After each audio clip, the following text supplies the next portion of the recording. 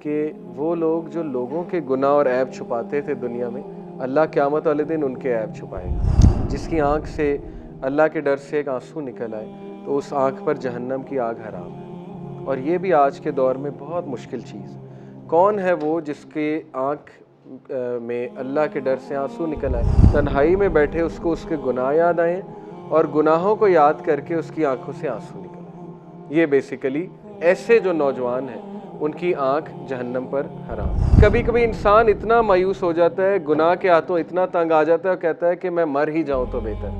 There is no charm for me in this world۔ اے ابن آدم تو کھڑا ہو، میں تیری طرف چل کے آؤں گا، اور تو چل کر آ میری طرف، میں تیری طرف بھاگ کر آؤں گا۔ جتنا آپ گناہ کو گناہ سمجھیں گے اتنے معافی کے چانس ہیں، اور جس دن گناہ روٹین بن گیا تو اس سٹیٹ سے بچیں۔ جو کوئی بھی سجدے کے دوران یہ دعا پڑھتا ہے اللہ تعالیٰ اسے معاف کرتا ہے، کیونکہ سجدے کے وقت انسان اللہ کے سب سے زیادہ قریب ہوتا ہے۔ اگر آپ روتے ہیں کسی گناہ پر، آپ کے آنکھوں سے آنسو نکل آتا ہے کسی گناہ پر، تو یہ اس گناہ کو اس طرح سے مٹاتا ہے جس طرح سے ہوا جو ہے وہ ڈرائی لیوز کو ڈسپیل کرتی ہے۔ حدیث میں آتا ہے کہ ایک شخص اللہ سبحانہ وتعالیٰ کے سامنے آئے گا حساب دینے۔ آپ کو پتہ ہے نا، اللہ انڈیویجولی حساب لے گا، لوگوں کو سامنے کھڑا کرے گا اور پھر لوگوں سے سوال کرے گا۔ The feet of son of Adam will not be able to move until he or she is able to answer 5 questions۔ اور ان میں سے ایک سوال ہے، جوانی میں تو نے کیا کیا تھا؟ لوگ کہتے ہیں جوانی رول دو، کوئی بات نہیں، جوانی میں کیا عبادت کرنی؟ ایک سوال ہے یہ قیامت والے دن، آپ کے نبی بتا رہے ہیں کہ جوانی میں کیا کیا تھا۔ بہرحال حدیث یہ ہے کہ اللہ تعالیٰ اس شخص کو سامنے بلائیں گے، اللہ تعالیٰ اس کو کہیں گے قریب آؤ، وہ قریب آئے گا۔ یہ میں کانٹیکسٹ بتا رہا ہوں، ایگزیکٹ الفاظ نہیں ہے، لیکن حدیث کا مفہوم یہ ہے، قریب آئے گا۔ اللہ کہیں گے اور قریب آؤ، قریب آئے گا، یہاں تک کہ وہ اتنا قریب آ جائے گا کہ اللہ تعالیٰ اس کو انگلف کر لیں گے، چھپا لیں گے باقیوں کی نظر سے، اور اللہ تعالیٰ اسے کہیں گے کہ اے میرے بندے، تو ایک گناہ کرتا تھا اور تیرا یہ گناہ مجھے پتہ ہے، لیکن جس طرح دنیا میں میں نے تیرا یہ گناہ چھپایا، آج اسی طرح میں سب کے سامنے تیرا یہ گناہ چھپاتا۔ اب یہ بہت ہوپ فل حدیث ہے۔ یہ وہ شخص ہے جو بہت سٹرگل کر رہا تھا ایک گناہ کے ساتھ، لیکن ظاہر ہے کہ اس سے ہم نے ڈیفنس میکنزم نہیں بنانا۔ اب اللہ جانتا ہے گناہ کیا ہے، آپ کیسے شور ہیں کہ وہی گناہ ہے جو آپ کر رہے ہیں؟ اس کی تو کوئی گارنٹی نہیں نا، ہو سکتا ہے آپ کی تو پکڑ ہو جائے۔ ایک گناہ جس پہ آپ کا پورا کنٹرول ہے، آپ اس کو کنٹرول کر سکتے ہیں، لیکن آپ نہیں کر رہے، تو یہ وہ گناہ نہیں ہے۔ یہ کچھ ایسے گناہ ہوتے ہیں کہ انسان جو ہے بس بے بس بھی ہو جاتا ہے، لیکن خیر اس کی زیادہ ڈیٹیل میں جانے کی ضرورت نہیں ہے۔ پوائنٹ ہوپ ہے، ہوپ دینے کے لیے بات سنا رہا ہوں، اللہ تعالیٰ چھپا لے گا۔ ایک اور حدیث کو اس سے ریلیٹ کرتا ہوں۔ ایک حدیث میں آتا ہے کہ وہ لوگ جو لوگوں کے گناہ اور عیب چھپاتے تھے دنیا میں، اللہ قیامت والے دن ان کے عیب چھپائے گا۔ تو لوگوں کے عیب چھپانا یہ ایک بہت بڑی بات ہے، لیکن ظاہر ہے کہ کبھی کبھی لوگوں کے عیب ظاہر کرنے پڑتے ہیں، وہ ایک الگ ٹاپک ہے کہ کوئی مجھ سے کسی کا رشتہ مانگنے آئے تو عیب بتانا پڑے گا بھی کہ یہ اس کی یہ بری عادتیں ہیں، دیکھ لو، اگر اپنی بہن کا رشتہ کرنا ہے تو یہ اس کی بری عادتیں ہیں، تو وہاں پر آنیسٹی دکھانی پڑے گی۔ پرمیزیبل فارم آف بیک بائٹنگ ہے وہ، 6 فارمز آف بیک بائٹنگ پرمیزیبل ہوتی ہیں۔ تو اللہ تعالیٰ اس کو اپنی رحمت میں گھیر کر کہے گا کہ جس طرح دنیا میں تیرے گناہ چھپاتا رہا، آج بھی چھپاؤں گا۔ اور وہ شخص کتنا خوش قسمت ہوگا، آپ سوچیں، ٹھیک ہے نا، کہ اللہ اس کے گناہ اس دن بھی چھپا رہا ہے۔ تو یہ ہوپ فل چیز ہے ایک، کہ وہ شخص ٹرائی کر رہا تھا۔ پوائنٹ از وہ ٹرائی کر رہا تھا، وہ شخص نہیں تھا جو ڈیفنس میکنزم بنا کر بیٹھا تھا اور جان بوجھ کے گناہوں میں جاتا تھا۔ ہی اور she was trying their level best, especially in this age of فتنہ، آج کے پرفتن دور میں۔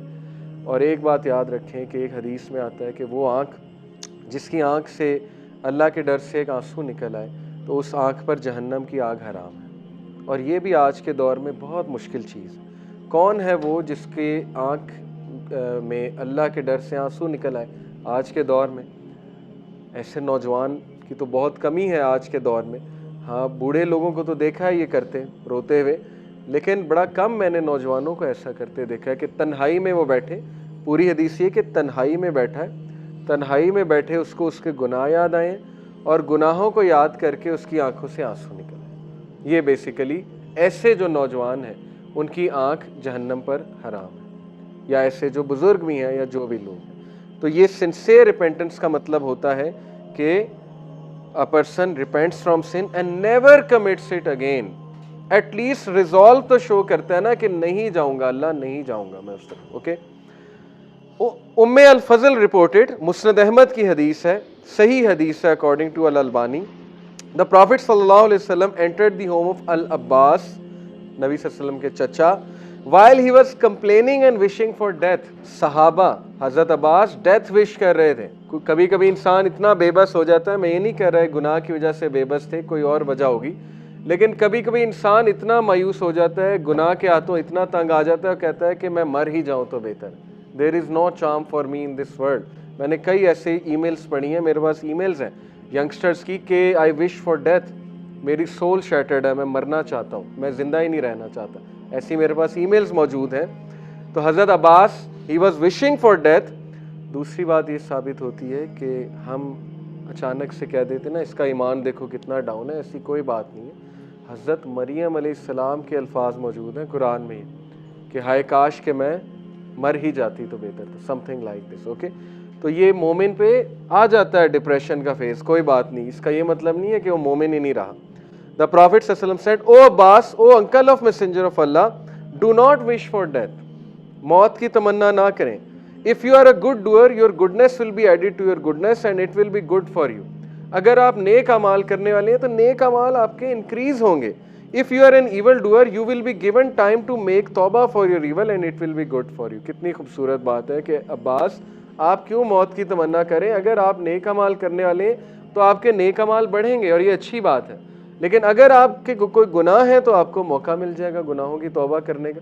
तो ये पॉजिटिव थिंकिंग है, ओके, कि मैंने जीना है ताकि अल्लाह मुझे मौका दे मैं गुनाहों की जो है वो तौबा कर सकूं। बल्कि जब आप सुबह उठें अल्लाह का शुक्र करें, अल्लाह thanks for giving me another day to repent, मुझे आपने मौका दिया तौबा करने का, कहीं मेरी मौत ना आ जाती गुनाह की स्टेट में। ओके, ये पॉजिटिव थिंकिंग है।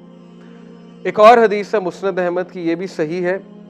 द मैसेंजर ऑफ अल्लाह सल्लल्लाहु अलैहि वसल्लम said, Allah Almighty said, O son of Adam, stand for me and I will walk to you, walk to me and I will run to you.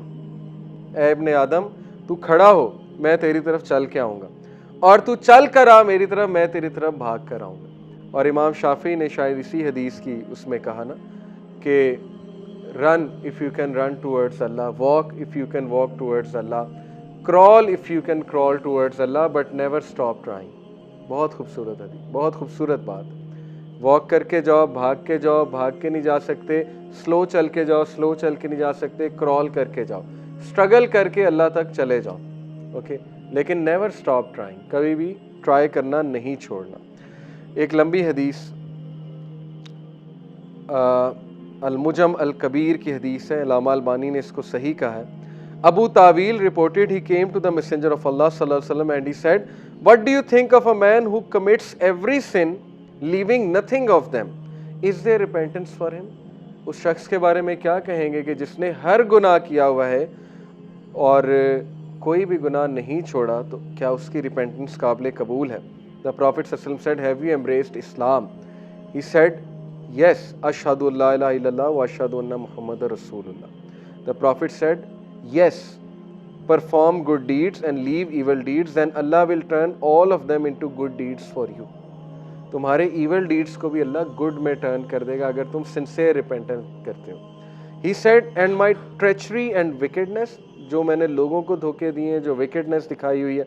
The prophet said, yes.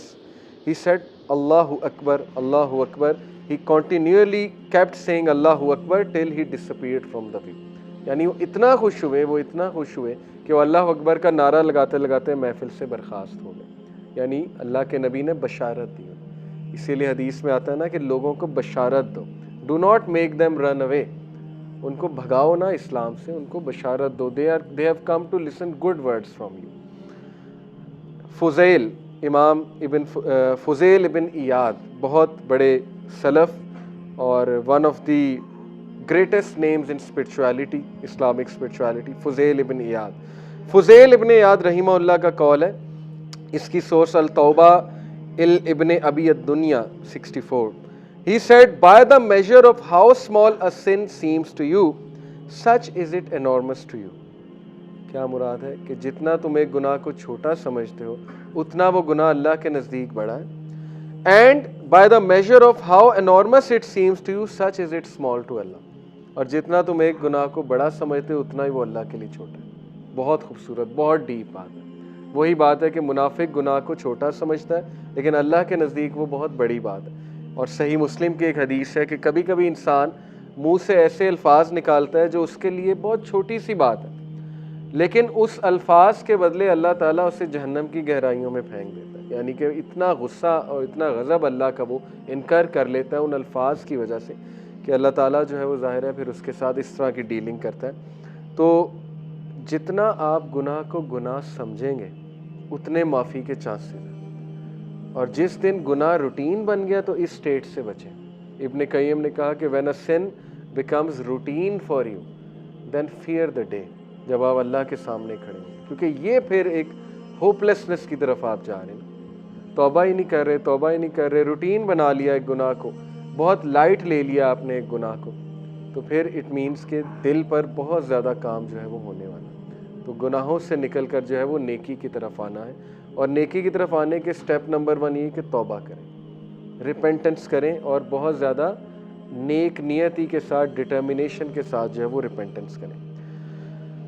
زر reported علی رضی اللہ تعالیٰ عنہ sad, یہ بھی حسن حدیث ہے، The most beloved word to Allah Almighty is that one says while prostrating, "O Lord, I have done wrong. My Lord, forgive me, for none forgive sins but you." وہی جو پہلے دعا بتائی تھی کہ پروسٹریشن کے دوران سب سے قریب انسان سجدے کی حالت میں ہوتا ہے. اوکے، سبحانک اللہم ربنا و بحمدک اللہم اغفر لی، یہ بھی ہم پڑھتے ہیں سجدے کے دوران، رکوع کے دوران. اور پھر یہ جو دعا آپ کو بتائی لا الہ الا انت والی، یہ بھی سجدے کے دوران پڑھنا ثابت ہے.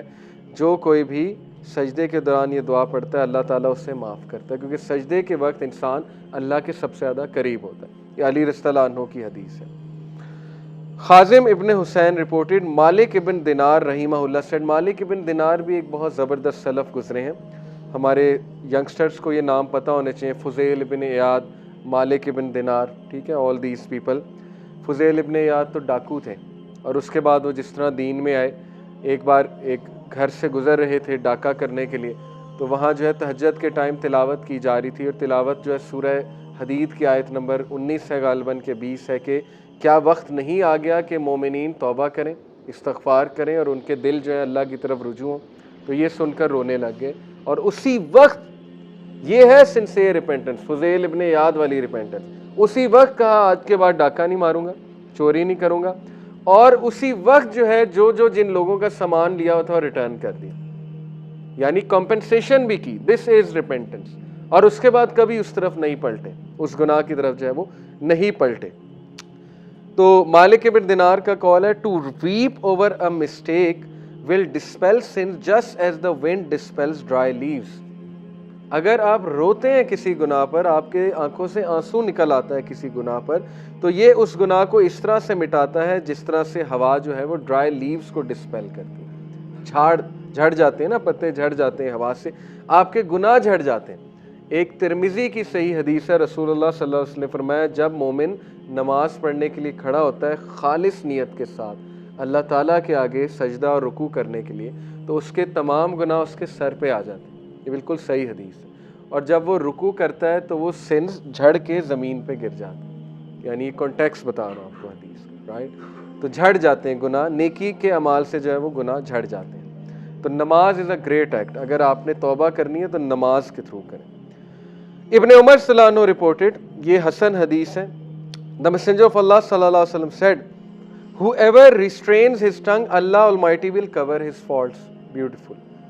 جو کوئی بھی اپنی زبان پہ قابو رکھتا ہے اللہ تعالیٰ اس کے گناہوں کو جو ہے وہ کور کرتا ہے، اللہ اس کی فالٹس کو کور کرتا ہے. Whoever controls his anger Allah Almighty will protect him from his punishment. اور جو کوئی بھی غصے پہ قابو رکھتا ہے اللہ تعالیٰ اپنے غضب سے اس کو بچائے گا. بہت خوبصورت بات ہے، بینیفٹ بھی بتا رہے ہیں رسول اللہ. And whoever apologies or seek forgiveness from Allah he will accept his apology. Simple. جو اللہ سے معافی مانگے گا اللہ اس کی معافی قبول کرے گا. اس لیے جو لوگ یہ پوچھتے ہیں کہ اللہ نے میری معافی قبول کی کہ نہیں کی، تو یہ اس کا آنسر ہے. جب رسول اللہ کہہ رہے ہیں کہ جو معافی مانگے گا اللہ معاف کرے گا، تو پھر اس کے بعد شک کی تو گنجائش نہیں بچتی. اوکے، یہ صحیح حدیث ہے.